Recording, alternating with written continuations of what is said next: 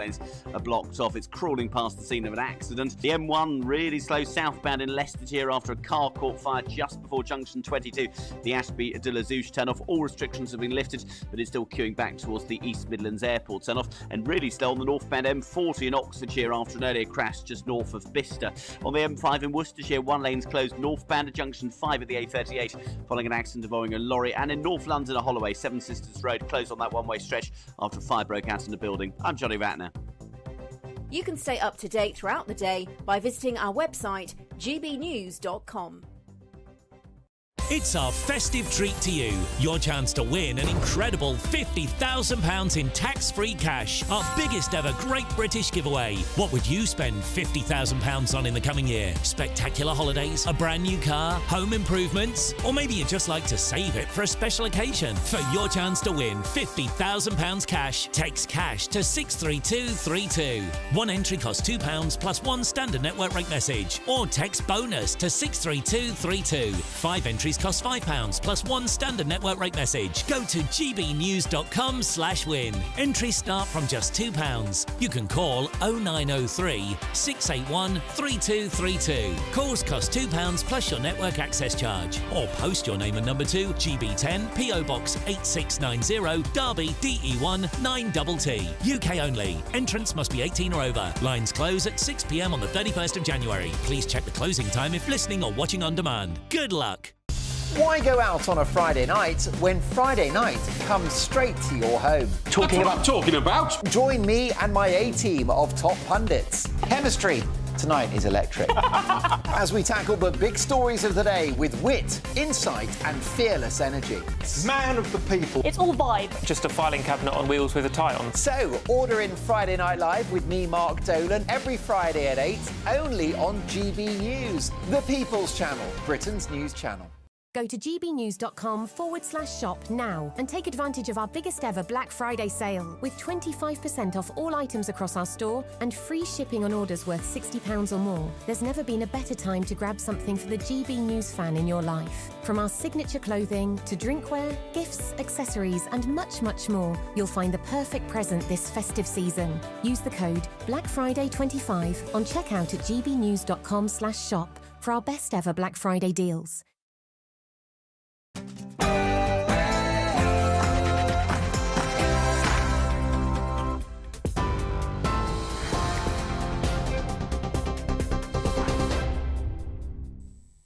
Good evening, I'm Sophia Wensler with your headlines at 8 o'clock. The Prime Minister has accused the previous government of running an open borders experiment while giving a press conference at Downing Street. In the latest migration data released today, net migration fell 20% in the year to June 2024, down from a record high of 906,000 in the previous year. Meanwhile, the cost of the asylum system has soared to more than £5 billion, nearly 12 times the amount spent a decade ago. Sir Keir Starmer's speech comes as the government has announced an immigration deal with Iraq. The Prime Minister used his speech to blame the Conservatives for high migration and said his government will turn the page but refused to commit to a migration cap. Meanwhile, the Shadow Home Secretary Chris Philp has responded, saying the Prime Minister has no plan and no desire to tackle the high levels of migration.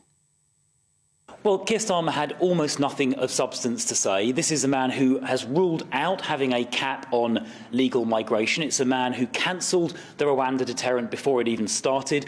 On his watch, already small boat crossings are up by 23% compared to last year. He promised to close down asylum hotels, yet we find out today 6,000 extra people are in those asylum hotels. Keir Starmer has no credibility on this issue, and what he announced today had almost no substance at all to it. The Scottish Government has announced all pensioners in Scotland will receive a winter fuel payment next year. From 2025, every pensioner in the country will receive the new benefit, with those in receipt of qualifying benefits like pension credit getting £200 or £300, depending on their age, and wealthier pensioners getting £100. It comes after both the UK and Scottish governments earlier this year axed the universal winter fuel payment, except for those in receipt of pension credit or other means-tested benefits. Now, Vladimir Putin has threatened to attack decision-making centres in the Ukrainian capital of Kyiv with the country's new ballistic missile, Oreshnik. The Russian president made the threat hours after launching a comprehensive strike on Ukraine's energy grid overnight. Earlier, Sir Keir Starmer spoke with Ukraine's President Volodymyr Zelensky. Zelensky described the assault as another act of Russian air terror, with over 90 missiles and nearly 100 drones targeting civilian infrastructure. The strike, which left 1 million homes without power, is the second in less than 2 weeks, raising concerns over a winter of crippling energy shortages. Back in the UK, 2 police officers have been served with misconduct notices after a 17-year-old girl died fleeing a patrol car on the M5 motorway. Tamsin Hall, who was autistic, escaped the vehicle near Bridgewater on the 11th of November, crossing into oncoming traffic. The Independent Office for Police Conduct is investigating how she managed to leave the vehicle while in custody. A full inquest, potentially with a jury, is scheduled for next November. In other news, Kirsty Walk has accused Greg Wallace of making sexualised jokes during her time on Celebrity MasterChef in 2011. The former Newsnight host is one of 13 people to have reported inappropriate comments from Wallace over a 17-year period. Walk claims that he shared jokes of a sexual nature in front of contestants and crew, which she felt were really in the wrong place. Other allegations include Wallace openly discussing his sex life and making inappropriate comments to female colleagues. The 60-year-old stepped down from the cooking show as the BBC investigates the allegations. Now, former British soldier Daniel Khalif has been found guilty of spying for Iran. Prosecutors say he collected secret and sensitive information on UK special forces and contacted Iranian intelligence soon after joining the army. After 23 hours of deliberation, the jury convicted Khalif of breaching the Official Secrets Act and the Terrorism Act, but he was cleared of a bomb hoax at his barracks. Khalif escaped Wandsworth Prison in 2023, hiding under a food lorry, but was later caught and admitted breaking out. He claimed he wanted to be a double agent, but his lawyer dismissed it as more Scooby-Doo than 007. Reform UK says its membership has soared to over 100,000, up from just 15,000 last year. Party leader Nigel Farage slammed the Tories and Labour over what he called horrendous net migration figures, despite a 20% drop in the last year.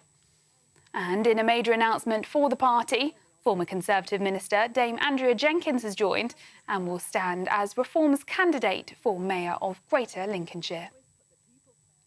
And Sir Ed Davies swapping Parliament for pop charts, hoping for Christmas #1 with Love Is Enough, a charity single featuring Bath's Philharmonia's Young Carers Choir.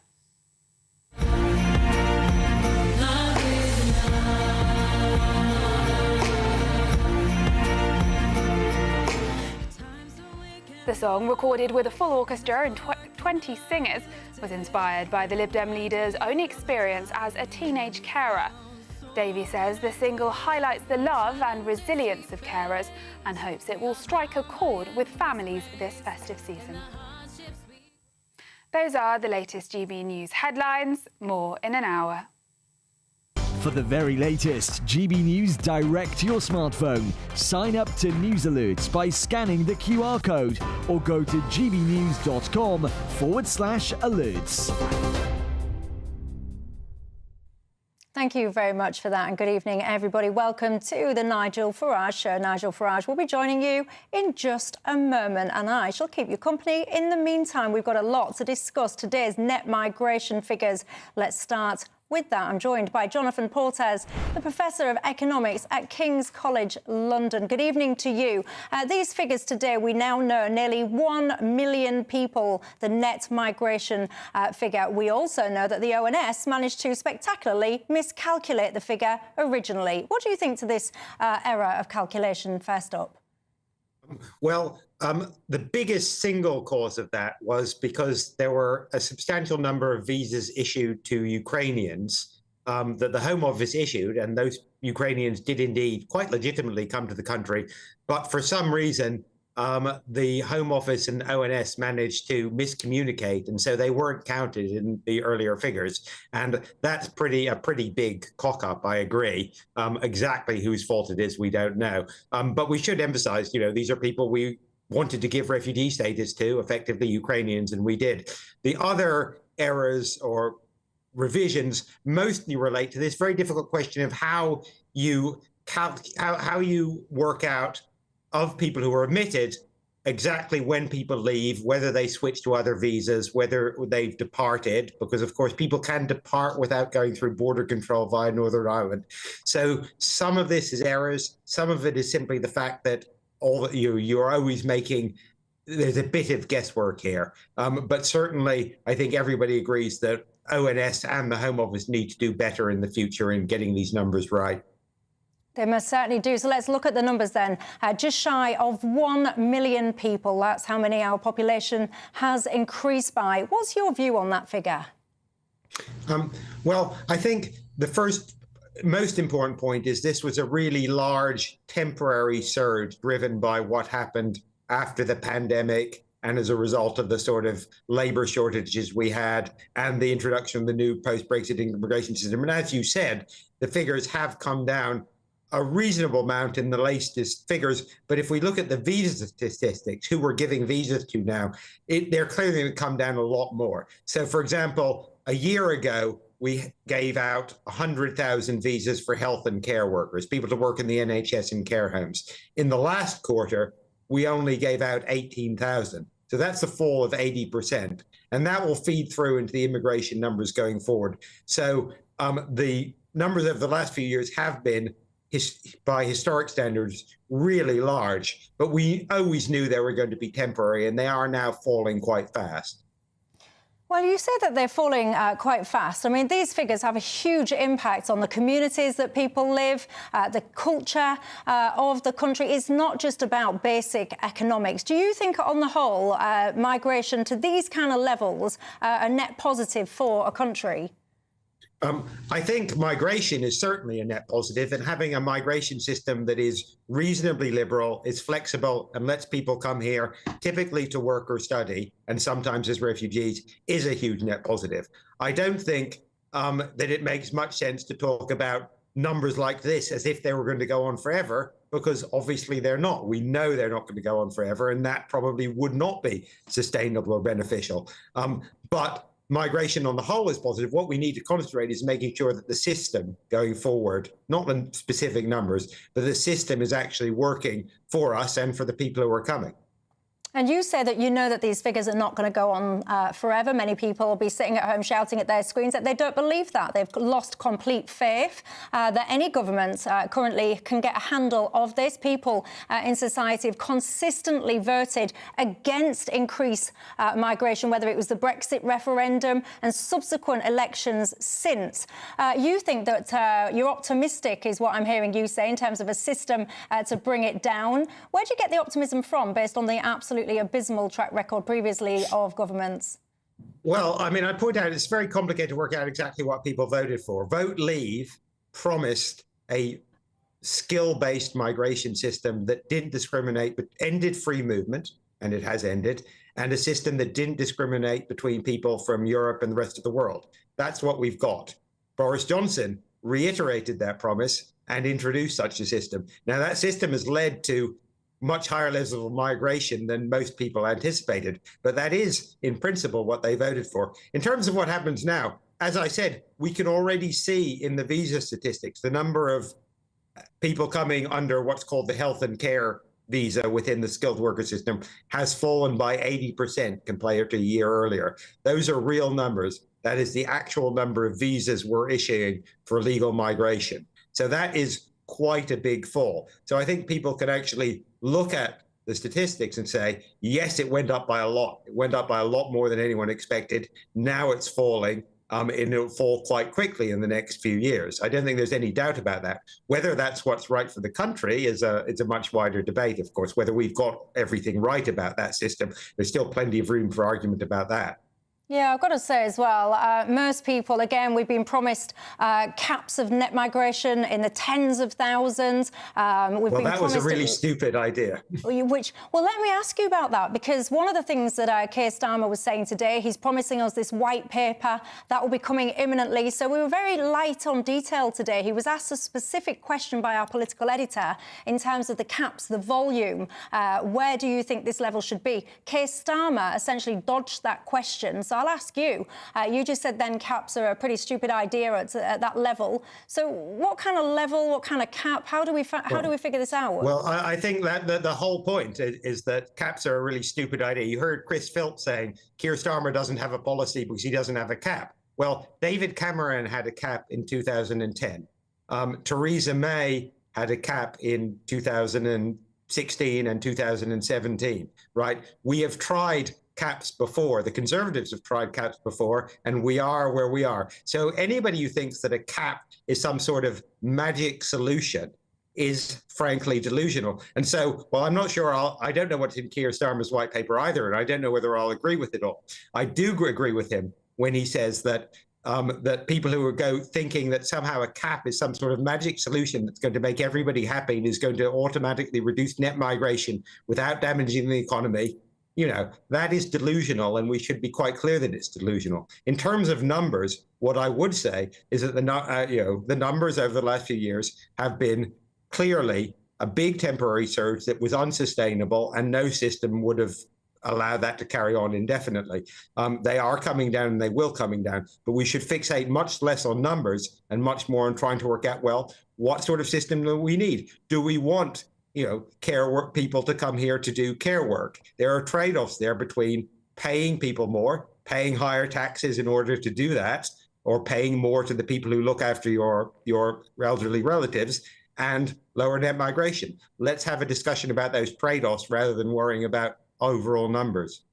Well, as you say, the devil will be in the details, so we will wait to hear what that detail is. But for now, Jonathan Portes, the Professor of Economics at King's College London, thank you very much for your time. Let's cross live then back to Nigel Farage. Nigel, huge day then for immigration figures. Let's start with the fact that the ONS managed to completely mess up these figures. What do you make to that? Yes, I mean, the fact is that their original estimate of what 2023 would be have now gone up by 234,000. Today's revision was the second revision. And then the lie that the numbers for 24 are down by 20%. No, they're not down by 20% because of the revision that has happened before. And think about this. A Conservative government that had won 4 general elections, committed to reducing net migration to tens of thousands a year in 3 of those 4 manifestos, gave us net migration of nearly 1 million, net migration of nearly 1 million people in 1 year. That is a complete breach of their election promises. It is a total betrayal of those that voted for Brexit. And if you can't get a GP appointment, can't get your kid into the local school, can't travel anywhere because of the traffic, wonder why new houses are being built all around you, well, that's because the Conservative government did this. And for Keir Starmer to come out this afternoon with a live press conference to say, we're going to sort the problem out, when clearly he has no intention to do so, makes you realise that actually the biggest division in this country between Westminster and ordinary folk is on the exploding population. And for Jonathan Portes to say, it's not about numbers, it is about numbers. And this massive increase in population has also made us all poorer too. Let's play devil's advocate, because I've got to say, Nigel, I don't share the optimism of the former guest there. He thinks it's definitely going to come down. That's a given. But let's just indulge that theory for a second, because one of the key tenets, one of the core tenets of Reform UK is about population management, border security, immigration control. What about then if we fast forward to 5 years' time and miraculously, somehow, Keir Starmer has managed to sort it all out. We've got minuscule net migration. Where does that leave Reform UK? He has no intention of doing so. And look, he told us on illegal migration that fewer people would be in hotels, and he boasted that planes were taking illegal immigrants out of the country. Today's figures showed the cost of asylum went up 36% last year, 36% to 5.38 billion, and that doesn't even count the cost of the Manston Processing Centre or the aeroplanes or boats in the Channel every day. And returns, which normally from Q2 to Q3 go up because more people come during the southern months and more people get deported, returns went down. So already Starmer is breaking the promises that he made. And also, other big news from Reform UK today as well. Dame Andrea Jenkins, you've announced her as a defection and an upcoming mayoral candidate. Tell us more. Yeah, I mean, Andrea has been a very loyal Tory MP. She very much hoped that Robert Jenrick would win the leadership election campaign because Jenrick had very much come to my position. It was like a tribute act, really, that we should leave the ECHR, reduce net migration down to pretty much zero. But, of course, he lost. Kemi Badenoch has won. She gave an absolutely farcical press conference yesterday afternoon. And remember, these figures today are the responsibility of that Conservative government. And so Andrea said, look, I think reform, is where my heart is. So she's joined us and she will stand for us for the newly created position of Mayor of Greater Lincolnshire. And I think she's got a very good chance of winning. What would you say, I have to ask you as well, you've got Andrew Jenkins in. One of the things that many GB News viewers have been in touch about is Ben Habib. What's happened there for anyone that's not followed that twist and turn? Yeah.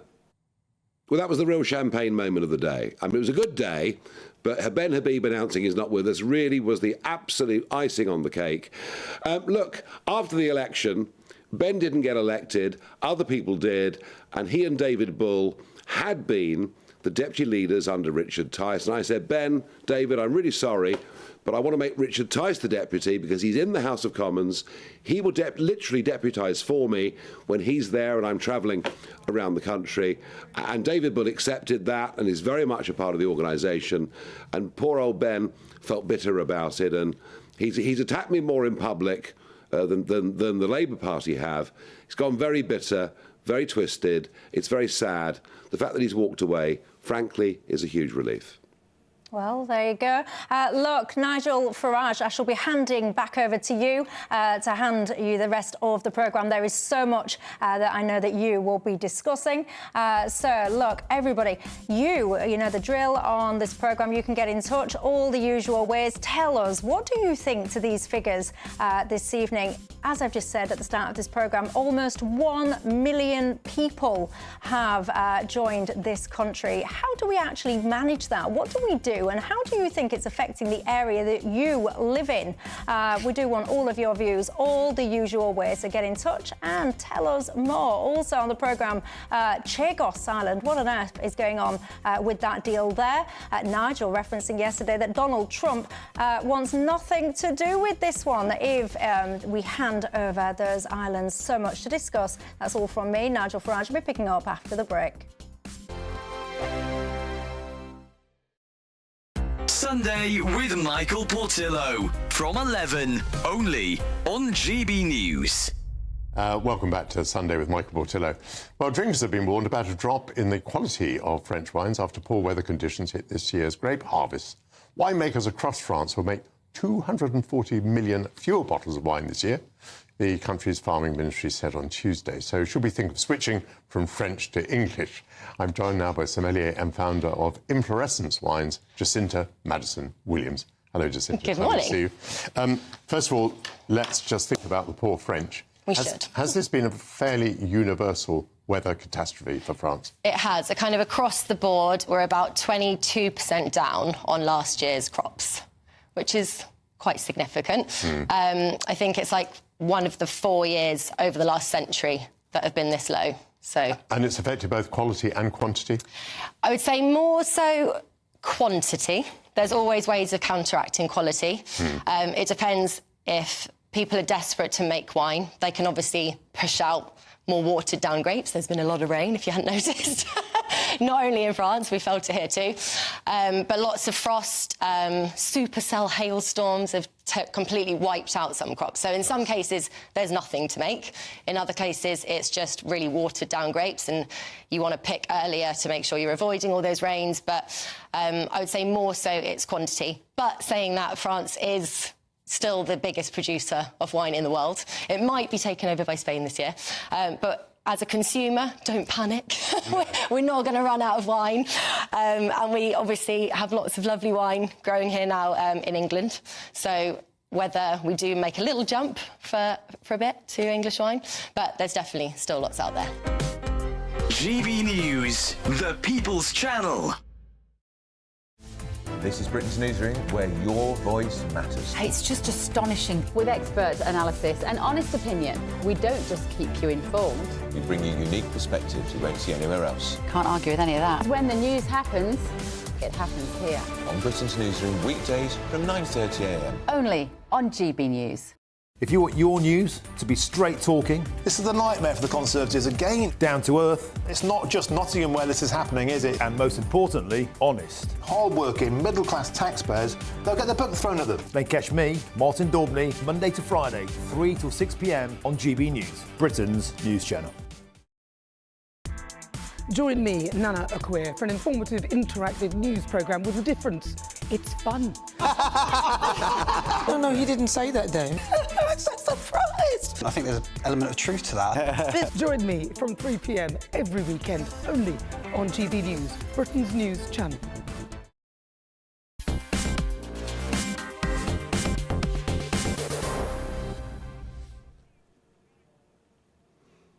Well, I'm sorry, guys, we had a few technical problems, but we are on air. That's the main thing. Now, look, these figures are absolutely mind-blowing. They are extraordinary. The change to our country in every way is beyond belief. And now the cost of illegal immigration. And when you think about it, 5.38 million, without counting the everyday cost of a channel, the Manston Centre, is something like 4 to 5 times the cost of what they want to save on the winter fuel allowance from pensioners and what they want to take away from farmers. It gives you a sense of perspective that perhaps government has got the wrong priorities. And I'm joined now by Tom Pursglove, and Tom was the Minister for Legal Migration, having previously been the Minister for Illegal Migration and in charge of borders during that period of 23-24. Now, before I speak to him, I want to confess, folks, he's a friend of mine, but I'm not very happy with him. Tom, these figures, you were the minister. The government had promised in the 2010 manifesto, the 2015 manifesto, the 2017 manifesto to reduce the numbers to tens of thousands a year. And here we find for 1 year, it's nearly 1 million. Is this not a complete betrayal of trust of Brexit and Conservative voters? Well, I totally accept that those numbers were far too high, and when Rishi Sunak asked me to become the Legal Migration Minister in December last year, I was given a very clear instruction that we had to bring these numbers down drastically. Now, that ONS figure that is being cited today in these reports is totally unacceptable, as I say. But there are also other figures that have been released by the Home Office that show that the reforms that James Cleverly and I took forward are very dramatically actually bringing visa grants down. So, for example, the health and care visa, what we've seen is an 85% reduction in main applicants. When it comes to the skilled worker visa, a 32% fall. And when it comes to, for example, student dependent numbers, those are down by 84%. And that is materially relevant because it does show that at the point at which those levers have been pulled, it is making a difference. And that is the framework that Brexit has allowed us to have. So there are some very strong foundations, I think, that we can build on here to get these numbers vastly down, because you're right to say it's completely unacceptable. The position as it was, it is improved, but there's probably still distance to travel. Tom, it hasn't improved. Even if you tell me individual areas that have fallen, which you've just done, and that's fine, I don't dispute what you've just said, but how, if you've done those things, is the figure, and by the way, I expect it'll get revised up in 6 and 12 months' time, how is it still net, not gross, net, 750,000 a year? Well, the Migration Observatory have been very clear in saying that there has been, on the back of those changes, a very sharp fall in visa grants. That I always said, actually, I was asked to take on this role back in December 2023 with that clear instruction to bring the numbers down. I always said that this was a step that we should take with those changes. Labour have wound back some of those changes around the minimum income requirement, for example, which I think is the wrong choice. They could change their position on that today to help bring these numbers down. But there's other choices that can be taken. So I supported in the election the position around having annual caps. Let Parliament decide what an appropriate level of immigration is, bearing in mind the skills needed in our economy and, of course, our public services. To take a pragmatic view to this, you could look again at the graduate route. I personally believe very strongly, and always have, that we need a comprehensive labour market strategy. But there's choices there that can be made. I'm sceptical about government and Labour MPs being interested in a number of those approaches. But what is also very, very clear is that the illegal migration picture makes it much harder to deal with this, because you cannot separate the two ultimately. The demand pressures and the pressures on public services, for example, are exacerbated by illegal migration. And the strategy from the government have no deterrent at all. It's really disastrous. OK, well, let's talk about illegal immigration, right?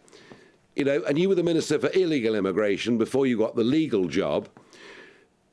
Ever since Lyd Airport, when Boris Johnson stood there and said, we're launching the Rwanda plan, and Rishi as leader said, stop the boats, and James Cleverly, stupidly, said the numbers were coming down after a period of very bad weather, we've seen the numbers today. Sure, since Starmer came to power, 6,000 more have gone into hotels. That's his problem. But going back to your period, the bill for illegal migrants in the last year rose by 36%. And yesterday we had Kemi Badenoch, robotically reading off an order queue saying, we're going to get this sorted. Why should anyone believe you guys ever again?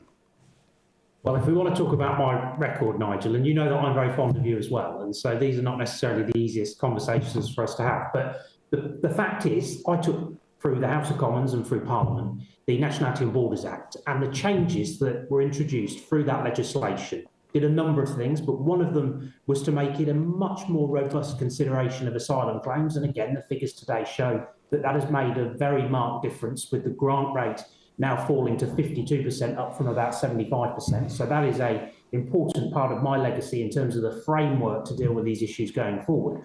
But again, if I were the government, I don't see what they have to lose than to get on and say sorry to the Rwandan government and operationalise that policy, because nothing can be worse than seeing people lose their lives in the Channel. I am absolutely convinced that we have to do something fundamentally different. It is novel, but if we want to tackle this, you have to look outside the box.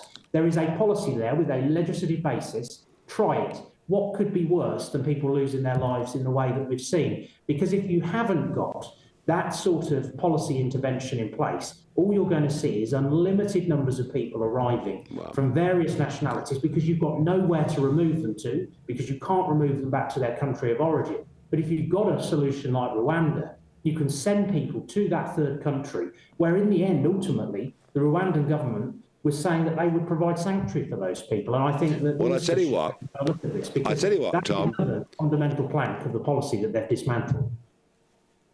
If I take the premise, if I take the premise that Rwanda could have worked, I also remember that the aeroplane was on the tarmac and an unnamed single judge, probably without legal training in Strasbourg, made an intervention that stopped that plane from leaving. Let me ask you a last question.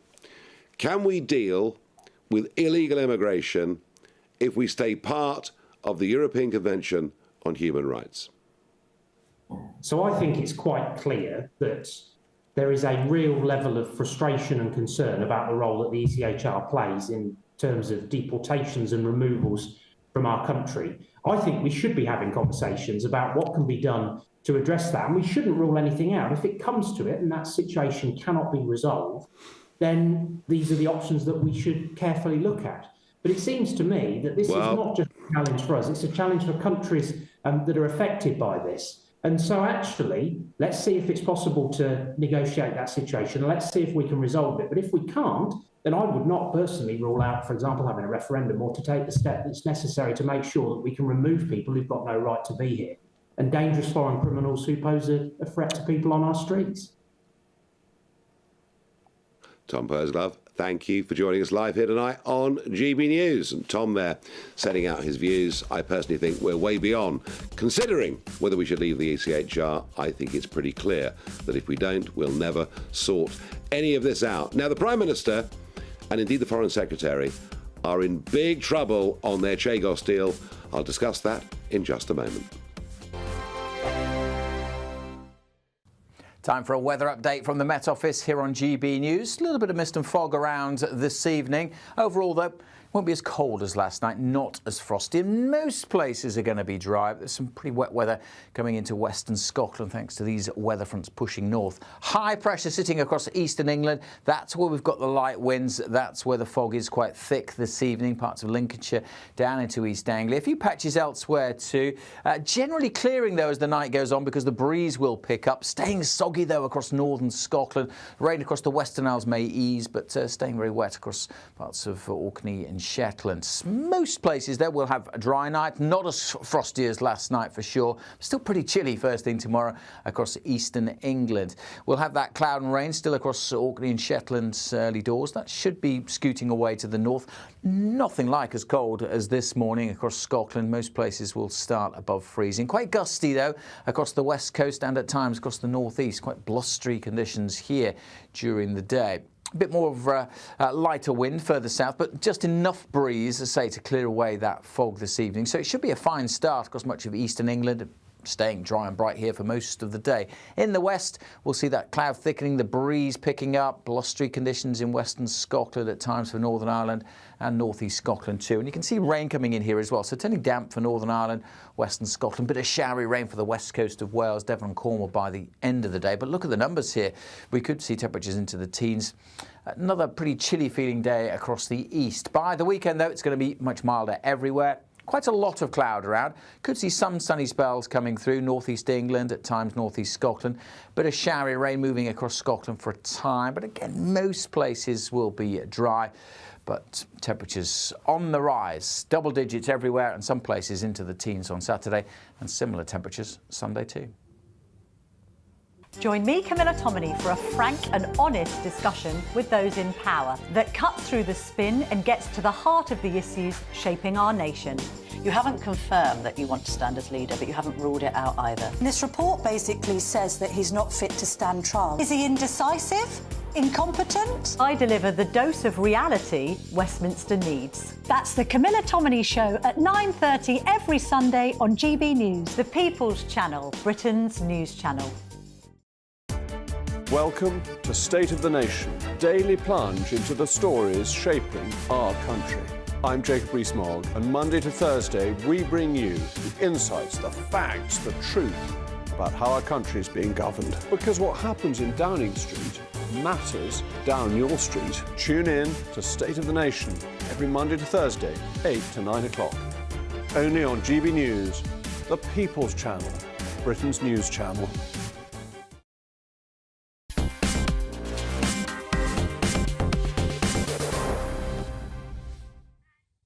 So the first big foreign policy announcement from this government was they wanted to give away the sovereignty of the Chagos Islands to Mauritius, which is 1,300 miles away, and who have never had a proper legal claim over the islands. I did warn David Lammy, the Foreign Secretary, 7 weeks ago.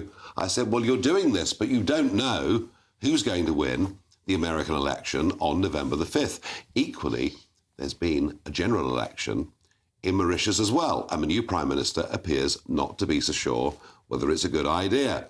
Is Labour's foreign policy falling to pieces before it even starts? I'm joined in the studio by Susie Stride, former political advisor to the Labour Party, and Richard Drax, former Conservative Member of Parliament.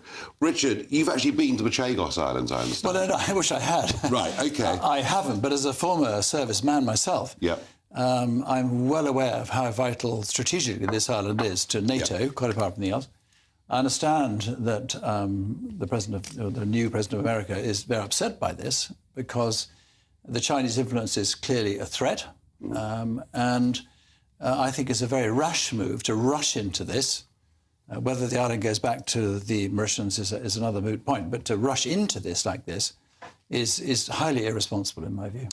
Very interesting, Susie. A lot of Labour veterans, Tam Diel, who was in the Commons for nearly half a century, Jeremy Corbyn and I have got common cause on this. I never thought that would happen in the House of Commons. Very strange, very odd. Because what happens is the Labour government removed all the native Chagossians to make way for this Diego Garcia base. But the Chagossian community who live in Crawley, right next to Gatwick, because they hope they're going to get a plane back home soon, which is extraordinary after all these years. They've not even been consulted. They want to go back. They accept Diego Garcia. They'll set up, home on the neighbouring islands, but they want to live under British rule rather than Mauritian rule, because the Mauritians have been actually quite racist towards them. Haven't Labour got this horribly wrong? I'm not going to say that Labour have got this horribly wrong. I mean, I do have concerns in hearing some of this stuff about that. That they're more aligned with the Chinese, which I think I think that is concerning, and I think it is important, isn't it, to have military bases in strategic locations.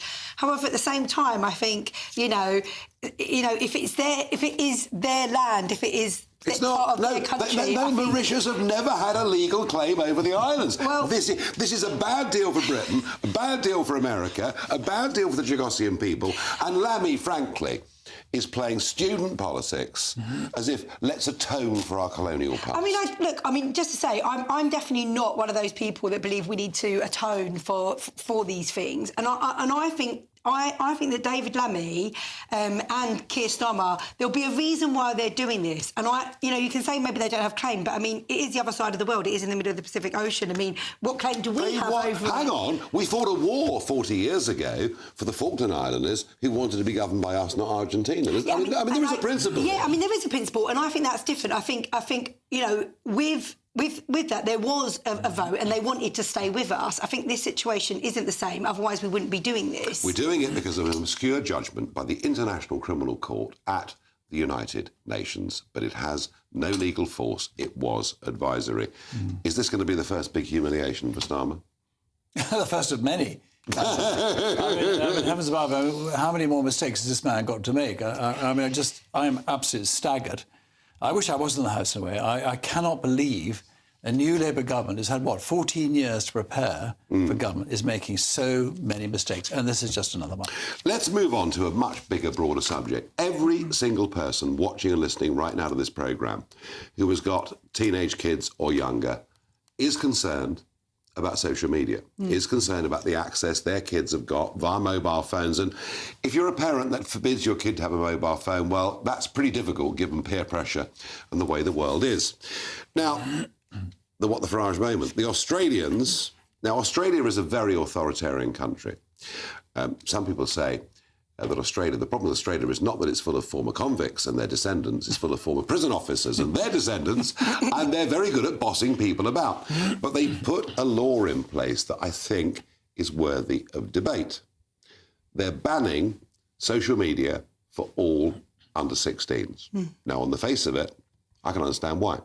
There's an awful lot of very bad, corrupting influences that can happen to the minds of young people if they're under 16.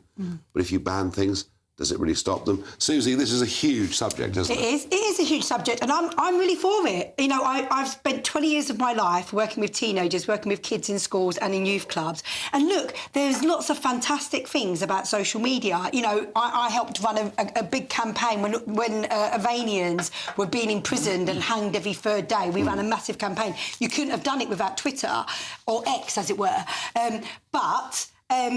There is something about safeguarding children, and I've worked in schools with kids with mental health needs. I've seen the effects, like the rise of mental health issues, self-harm. So you think this is part of it?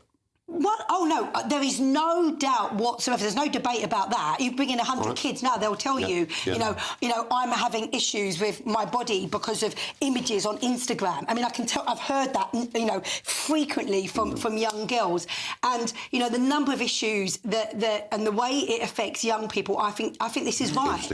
And Richard, the problem is, though, isn't it, you ban it, but it's quite easy for one of the kids to get a phone with access to all this stuff. Does banning things work? Well, the trouble is you ban booze in America, the black market goes bananas, telephones are going to quadruple in price.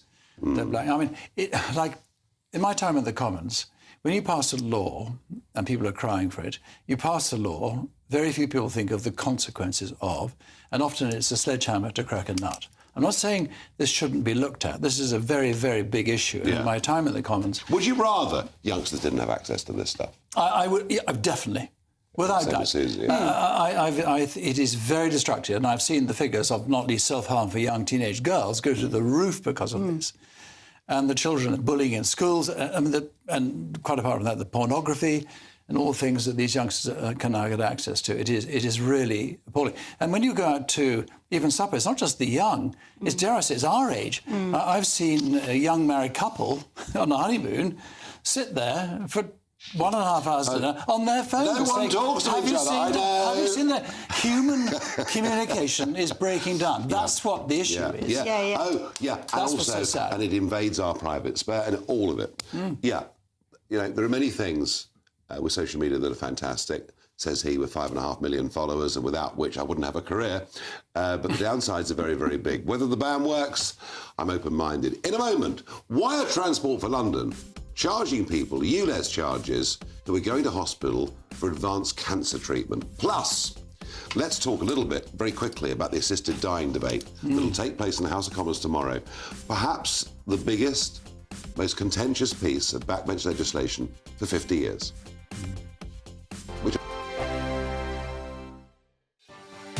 Martin Daubney, weekdays from 3 p.m. A pensioner has been sacked as one of Santa's helpers for sending anti-Labour social media posts. So it looks like Santa is going to have even more work to do this Christmas. And joining me now is the former Santa helper, Paul Cleary. Paul, marvellous. You've still got your old hat on there and your beard. Wonderful to see. But Paul, this story, pardon the pun, is absolutely crackers. Tell us what happened to you.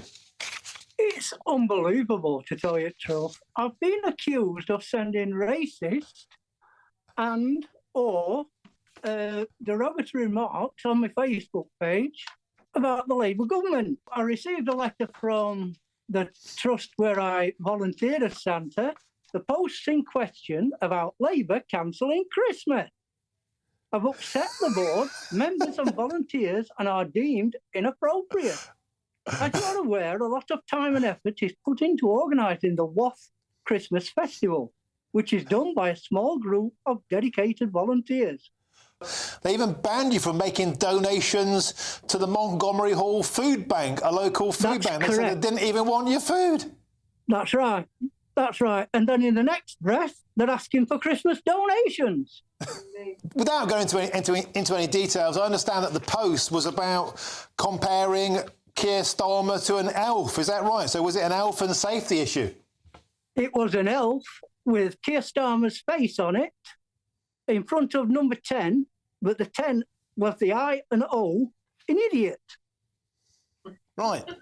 I mean, you know, it's not the kind of thing that Santa would normally say, but it's a free country, and for Santa got the sack.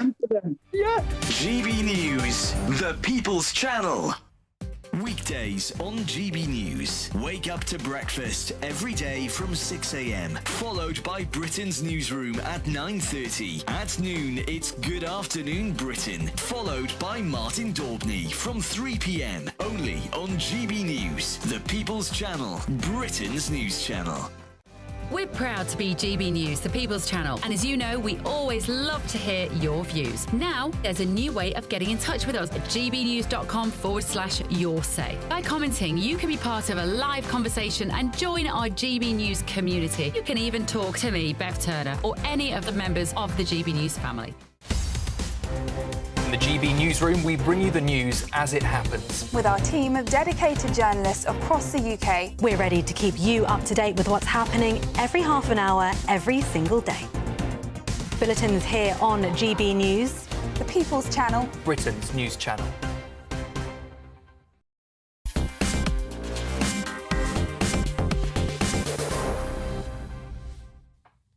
as long-time viewers of the show will know, I fought against Les and particularly the ULEZ extension. Well, it seems now the whole thing has sunk to the sort of new depths of depravity. I'm joined by Paul Scully, former Conservative Member of Parliament and somebody who's lobbied Sadiq Khan in the past to remove ULEZ cameras when they're in front of hospitals. Paul, I'm reading a report here that, cancer patients that are going in regularly for treatment and they've got cars that don't comply with ULEZ are racking up bills of £250 a month. But surely Transport for London have promised to refund these people. Yeah, I mean, look, like you, I was dead set against the extension of ULEZ to outer London, but since it was always going in, at least implement it sensibly. That was my call, and I had the Royal Marsden Cancer Hospital in my area. There's one in Chelsea, one in Sutton, and it's 200 yards, 130 yards inside London. Is that as small as that? It's that close. So the first time you know you're in ULEZ thing is the camera. And, of course, Royal Marsden doesn't serve just Sutton people, because you'd have been snapped by all manner of cameras by the time you got there, if you're a local resident. It's people from outside, people from the Midlands, people from the South, people from the South West that are coming in. It's a world-renowned hospital. Yeah. So just move the camera a few yards up. And everyone was saying to me from the Labour Party, saying, oh, no, but you can get your money back. You can get the NHS, and there is an NHS plan to get refunds. Doesn't necessarily cover all the family and friends that are coming to visit you, but at least you as the patient and your direct family can get that one. But it was always going to be incredibly onerous. And here we are. I hate to do I told you so on such a major subject, but I told you so. These are people that are the most vulnerable. People are in a very really stressful situation already. Absolutely. So is the money being refunded, or doesn't the system work? It's very slow. It's very slow. They're not being told that they can, and so they're not aware of the situation. They're not necessarily being told. Getting ULEZ charges without knowing they're coming. Exactly. This is the thing. So the first they know about it are the fines, and so there was a charity that had been working with one couple that were mentioned, one family that were mentioned in the story, that actually eventually got 2 fines cancelled. But this just shouldn't be happening when you're going through one of the most horrible periods of your life. I find that, I mean, we all know that the Royal Marsden is world-renowned as a cancer hospital. I'm astonished to hear about the camera. I'm going to give you 30 seconds to make a direct appeal to Sadiq Khan. Look, Sadiq Khan, please, for goodness sake, just absolutely, if you're going to continue with the madness, just do it in a sensible, proportionate way. These are people that really need your help. I've not seen a lot of that evidence, but I'm asking you one last time. We're going to stick on contentious issues. Tomorrow sees a backbench private members bill that I think is perhaps the most contentious that we've had, maybe even since the abortion debate going way back to 1967. It's on assisted dying. Now, we are assured that safeguards are in place, that a judge will make a final decision, that a couple of doctors have to approve. My big concern is because of the European Court of Human Rights, you might find cases being taught that begin to expand the law out. Naturally, we all have sympathy. We all know people who've died in the most abysmal of circumstances. Circumstances in which we would not allow our dogs or horses to go through. And I mean that because we have a huge emotional attachment to those animals. And yet, I'm worried about this legislation. I'm worried about abuse. I'm worried about people being pressured into taking this decision. But gosh, Richard, it's a difficult one, isn't it? It's a very difficult one, and it's an impassioned debate. And were I in the House now, I'd vote against it. Would you? Why?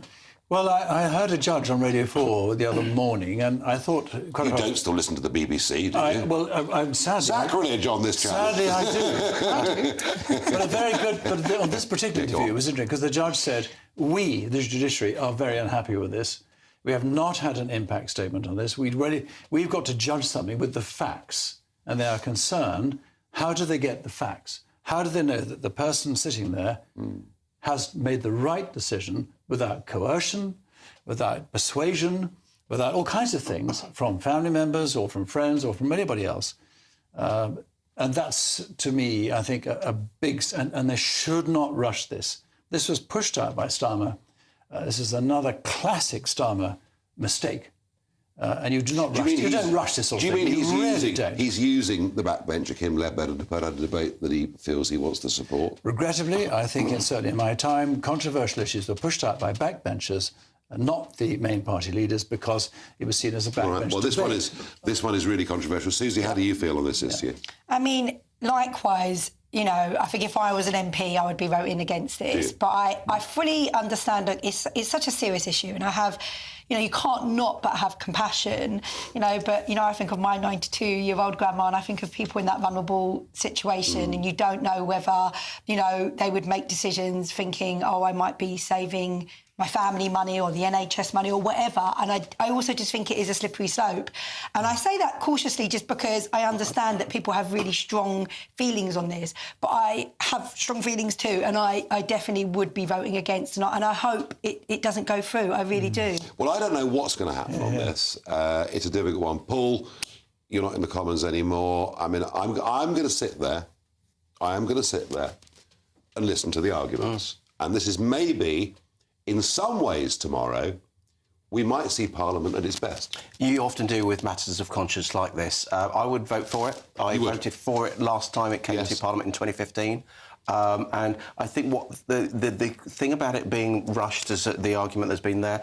Keir Starmer can change that, because these things are usually introduced by private members' bill when it's a free vote like on these kind of issues, like abortion, etc. But what he can then do is give it government time. He can adopt it and give more time to get those debates. Yes, the argument for it is that you put this through to have a bigger, broader debate. Yeah. The argument against is no impact assessment that's been done in terms of the impact on the judiciary or indeed divisions within the medical profession. But so you're for it in principle, but you'd like to see more detail. Well, I think you have to have the detail for the reasons that have been said, because you have to give as much reassurance as you can. But I'm just very much your opening statement about this, about how we treat our pets compared to how we treat our most vulnerable. And I mean, I'll be frank with you, Paul. If I was in, you know, if I had something awful, you know, like motor neuron disease, or I don't know what it would be, I think I'd reach a point myself where I'd want to be able to press a button. And that's the hard part here, isn't it? I've just seen, in recent months, a very good friend of mine die of motor neuron disease. I've seen it firsthand. It's horrible. It is horrible, but I know this man who used a laptop to communicate with us right to the end. I know for a fact, because he wanted to live and see his wife and his grandchildren for as long as he could. I know that man would never, ever have said, I want to take my own life. Which is why it needs to be tight. That's why it needs to be tight to actually, you know, because there are others in different position. So as long as it is done in a tight way, a restricted way that doesn't allow for the slippery slope that CSU was talking about, but it's difficult. I tell you what, who needs a debate in Parliament when I've got these wonderful people here in the studio with me, live on GB News, where we discuss absolutely everything as openly and as honestly as we possibly can. But we always treat you, the viewer and the listener, with absolute respect. You listen to us, but you make your own minds up. I'm off. Let's have a look at the all-important weather.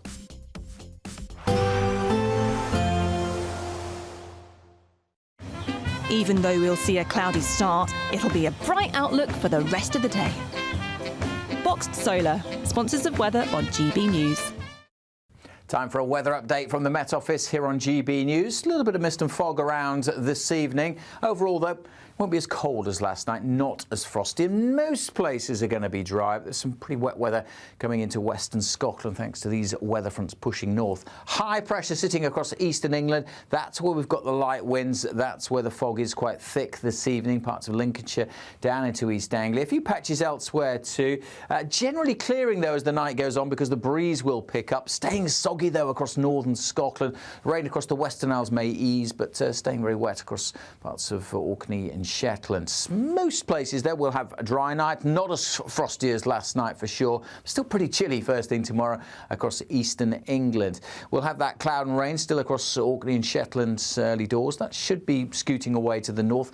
Nothing like as cold as this morning across Scotland. Most places will start above freezing. Quite gusty though across the west coast and at times across the northeast. Quite blustery conditions here during the day. A bit more of lighter wind further south, but just enough breeze, as I say, to clear away that fog this evening. So it should be a fine start across much of eastern England. Staying dry and bright here for most of the day. In the west, we'll see that cloud thickening, the breeze picking up, blustery conditions in western Scotland at times for Northern Ireland and northeast Scotland too. And you can see rain coming in here as well. So turning damp for Northern Ireland, western Scotland, bit of showery rain for the west coast of Wales, Devon and Cornwall by the end of the day. But look at the numbers here. We could see temperatures into the teens. Another pretty chilly feeling day across the east. By the weekend, though, it's going to be much milder everywhere. Quite a lot of cloud around. Could see some sunny spells coming through northeast England, at times northeast Scotland. Bit of showery rain moving across Scotland for a time, but again, most places will be dry. But temperatures on the rise, double digits everywhere, and some places into the teens on Saturday, and similar temperatures Sunday too. We'll see a cold snap, which will quickly develop into a warm front. Boxed Boiler Repairs, sponsors of weather on GB News. Imagine getting a call to tell you that you've won £50,000 in tax-free cash, our biggest cash prize of the year. Oh my God. That's a big surprise. Oh my God. This is amazing. I'm in shock. That is absolutely fantastic. Thank you. For your chance to win £50,000 cash, text cash to 63232. One entry costs £2 plus one standard network rate message. Or text bonus to 63232. 5 entries cost £5 plus one standard network rate message. Go to gbnews.com/win. Entries start from just £2. You can call 0903 681 3232. Calls cost £2 plus your network access charge. Or post your name and number to GB10 PO Box 8690 Derby DE1 9TT. UK only. Entrance must be 18 or over. Lines close at 6 p.m. on the 31st of January. Please check the closing time if listening or watching on demand. Good luck. Good Afternoon Britain isn't just about us. The wonderful thing about this programme is it's about everyone watching. It's an interactive programme. Well, there absolutely is something to see here, and we're going to be talking about it more. Whether it's breaking royal news, Will, please bring us up to date, or indeed a particularly punchy speech in the House of Commons. Very, very curious. We bring it to you live, and then we bring you live reaction as well. That's Good Afternoon Britain, weekdays from midday. Only on GB News, the People's Channel, Britain's news channel. Why go out on a Friday night when